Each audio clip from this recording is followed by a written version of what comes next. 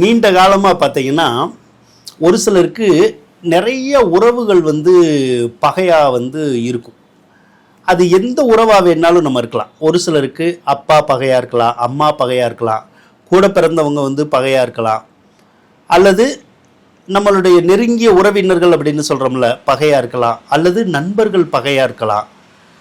அவங்களுக்குள்ள ஒரு வாய்ப்பேச்சு கூட இல்லாமல் இருக்கலாம், ஒட்டி உறவாடக்கூடிய ஒரு வாய்ப்புகள் கூட இல்லாமல் கூட இது வரைக்கும் போயிருந்திருக்கும் ஒரு சிலருக்கு.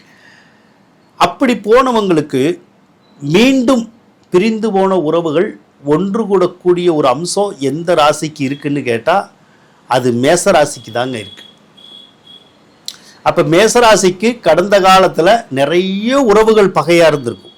ஒன்று உறவுகளை விட்டுட்டு நீங்கள் ரொம்ப தூரம் போயிருப்பீங்க, இல்லைன்னா உங்களை விட்டுட்டு உங்களுடைய உறவினர்கள் நீண்ட தூரம் போயிருந்திருப்பாங்க. அப்போ அந்த உறவுகள் அப்படின்னாலே மனசு கசந்து போயிருந்திருக்கும் கடந்த காலத்தில். இனிமேல் நமக்கு எந்த உறவுமே வேணாம், நம்ம தனியாக இருந்துக்குவோம் அப்படிங்கிற மாதிரியெல்லாம் சில அந்த மேசராசிக்காரவங்க நினச்சிக்கிட்டு தான் வாழ்ந்துக்கிட்டு இருந்திருப்பீங்க. ஆனால் அந்த நினைப்பு இப்போ முடிய போகுது. இனிமேல் உறவே வேணான்னு நீங்கள் நினைக்க முடியாது. ஏன்னா எந்த உறவு உங்களை விட்டுட்டு போச்சோ அந்த உறவே இப்போ உங்கள்கிட்ட தேடி வரும்,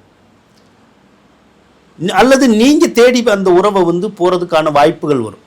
ஆக எப்படியோ பிரிந்த உறவுகள் ஒன்று சேரும். வாய் பேசாதவங்க கூட வாய் பேசுறதுக்குடைய ஒரு அமைப்புகள் இருக்கும்.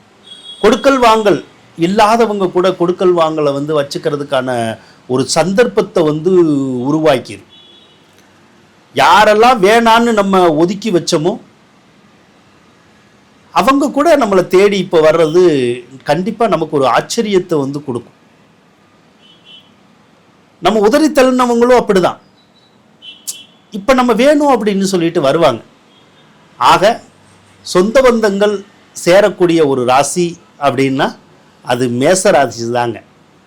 அதனால் பகையான சொந்தங்கள் கூட உங்களை தேடி வந்தால் அந்த பகை மறந்து நீங்கள் சேர்ந்து வாழ்கிறது தான் நல்லது. ஏன்னா இந்த பூமியில் தனிப்பட்டு தனித்து யாரும் வாழ்கிறது கிடையாது, வாழவும் முடியாது. அதனால் உறவுகளோடு சேர்ந்து பலப்படுத்தி வாழ்கிறது தான் நல்லது. அந்த பாக்கியம் மேசராசிக்கு இருக்குது, அதை பயன்படுத்திக்கங்க.